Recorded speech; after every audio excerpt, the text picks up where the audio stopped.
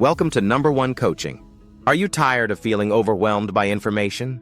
In today's world, it's essential to defend your mind against manipulation and fallacies. This video introduces mental self-defense, a powerful toolkit for critical thinking.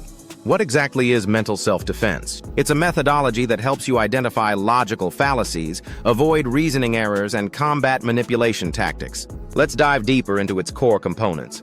First, we tackle informal fallacies. These are errors in reasoning that seem convincing but aren't valid. Here are the top 15 fallacies you should know. Ad hominem attacks a person's character instead of their argument. For example, you can't trust what he says because he's wealthy. The proper response? Let's judge the argument, not the speaker. Another is the straw man fallacy. It misrepresents a position to make it easier to attack. A proper retort could be, "This misrepresents our stance. We advocate for limited government." Next is the false dilemma. This presents only two options where more exist. You might hear, "If we don't raise taxes, the economy will collapse." A better answer is, there are other options, like cutting waste. Then there's the appeal to authority. This claims something is true simply because an authority says it. Respond by stating, "Expert opinions are valuable but require scrutiny." Hasty generalization makes broad claims based on insufficient evidence. If someone says, "One failed libertarian policy means all are flawed," counter with, "One example doesn't define an entire philosophy." Red herrings divert attention from the main issue. You might hear, "Why worry about privacy when crime needs attention?" The response? Both issues deserve focus. Next is slippery slope. This suggests one action leads to disastrous consequences. A logical counter is, policies should be evaluated on their individual merits. Circular reasoning assumes what it's trying to prove. If someone says, "This policy is good because it works," point out, "We need evidence to prove effectiveness." The appeal to ignorance claims something is true because it hasn't been disproven. Respond with, "Lack of evidence isn't enough. We need a thorough analysis." Sunk cost fallacy insists we continue ineffectual actions because of past investments. A sound response is, "Past costs shouldn't dictate future decisions." Equivocation confuses definitions. If someone claims freedom means doing anything, clarify, freedom should respect others' rights.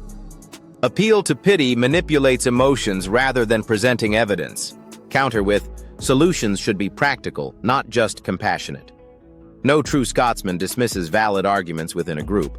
A thoughtful retort is, "Arbitrarily defining true excludes valid viewpoints." Finally, the Texas Sharpshooter fallacy cherry-picks data to prove a point. A proper response is, "We need to consider all evidence for a fair conclusion." Next, let's explore errors in reasoning.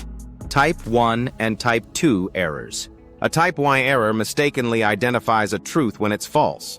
This often leads to false conclusions in research. Conversely, Type 2 error overlooks a truth that's real, missing effective solutions. To minimize these errors, use larger sample sizes and balance significance levels. Now, let's discuss common statistical reporting errors. Issues like p-hacking and overgeneralization can distort findings. Survivorship bias ignores failures, while misleading graphs manipulate perceptions. Combat these by advocating for transparency in data collection and prioritizing replication studies. Social engineering exploits human psychology to manipulate us. Phishing, pretexting, and baiting are tactics to watch for. Fear appeals provoke compliance through threats. To counteract this, foster awareness about these tactics, practice skepticism, and use strong security measures.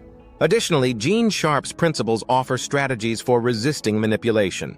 Recognize that power relies on consent. Withdrawing that consent can weaken oppressors. Use nonviolent methods like boycotts and civil disobedience. Building decentralized networks of resistance enhances individual autonomy. Now let's integrate all this into mental self-defense. Start by identifying fallacies. Become adept at spotting errors in arguments.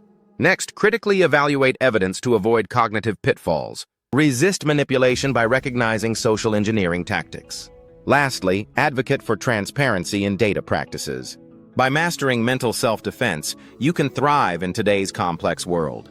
Cultivate clarity, confidence, and the ability to think critically. So what's next for you? Begin applying these principles today. Start questioning arguments around you. Share this video with others to spread awareness. Together, let's strengthen our collective mental self-defense. Book your free coaching call today at number1coaching.com.